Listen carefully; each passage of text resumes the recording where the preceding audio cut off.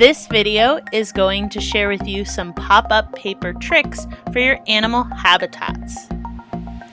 We are going to use construction paper, pencils, crayons, scissors, and a glue stick. We'll start with the tab method. Tabs are when you make a fold that allows the paper to stand up. To make a small piece of grass, you can take a small rectangle and fold the bottom tab. This is where we would add glue later, and then all you have to do is work on cutting out your grass. Little patches of tall grass is a great addition to your habitat if your habitat has grass or tall plants. Tabs are also a way that you can make a hill or water stand up. I'm going to fold a skinny tab along the bottom, and I could just add glue the same way you might with an ocean wave, but if you cut small pieces, you can make this paper stand up by folding one tab backwards every other tab. This makes the paper stronger so that it can stand up on its own, and you can add a little bit of glue under each tab. If you make multiple tabs like this, you can also make the paper stand up in a different way. Like I could fold all the tabs in one direction and then curve the paper and glue it down as a curve for a hill or a rock or even a patch of grass. If you are making a tree, you will want to use the feet method. When I fold over the tab, the tree might fall back and forth because it's very tall. But if you cut a small piece in between that gives it 2 feet, you can put one foot on top of the other, and that makes the paper much stronger. You can make this face the outside or the inside and then add your leaves. Next, we're going to look at rolls. Rolls are another way that you can make trees or strong supports to make something stand up. A roll of paper is just how it sounds. You take one end of the paper and you start to roll it up.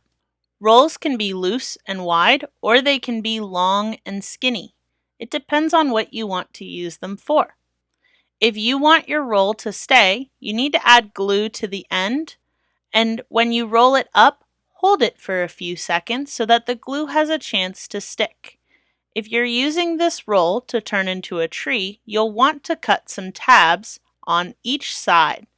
The first set of tabs will be how we can glue it so that the roll stands up and you can add the glue on the bottom of the tabs. If you want to use a tab method to bring in leaves, you can cut 2 slots and notches and place them together and be able to add leaves without any glue. The next trick we're going to try is fringe. This is a great way to make instant bushes and grass, especially out of scrap papers. I'm going to take this yellow paper and roll it up, and then I'm going to press it flat since I will be turning this into a bush. I'm going to make it like a tube and then give it a haircut.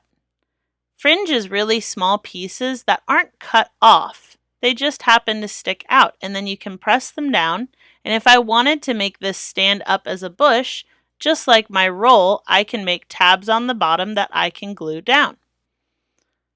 If you wanted to make a fringe piece of grass, you can also fold the paper over to make it easier and faster to cut your pieces. When you unfold it, you'll have a whole piece of grass that you can use a tab to make it stand up, or you can roll it to add as an edge. Folds are a trick that you can use to make pop-up supports or things like waterfalls.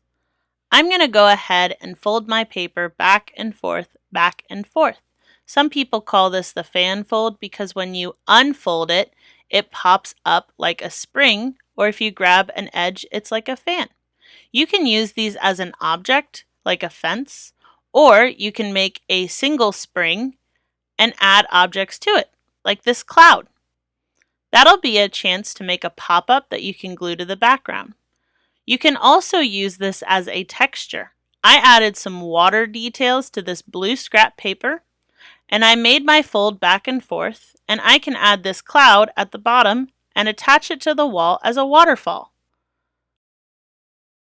The last paper pop-up trick we'll do is making a cone. You can use these for mountains, caves, or even the top of trees.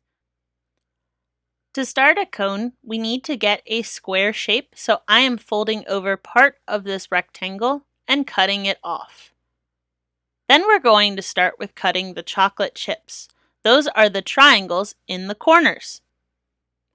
When you have cut off all 4 corners, you will have an octagon. That is a shape with 8 sides, but it's not yet a circle, so we're going to cut off the baby chocolate chips, or the tiny triangles that are left over. When you're ready, you are going to cut one big triangle out. It's kind of like cutting a piece of pie off. And here's your person that was eating the pie. To make a cone, you just have to close those 2 pieces and it will pop up. So I could make the inside as a cave or the outside as something like a mountain or volcano. If you are drawing on your cone, you should go ahead and add that before you glue it in its pop-up shape. It can be hard to get a crayon inside of a cave. If you're drawing on the outside, you could use the top like a mountain top or a volcano lava. Tabs can be helpful on the bottom of this if you need to be able to glue it to your ground. Which pop-up paper details are you going to try?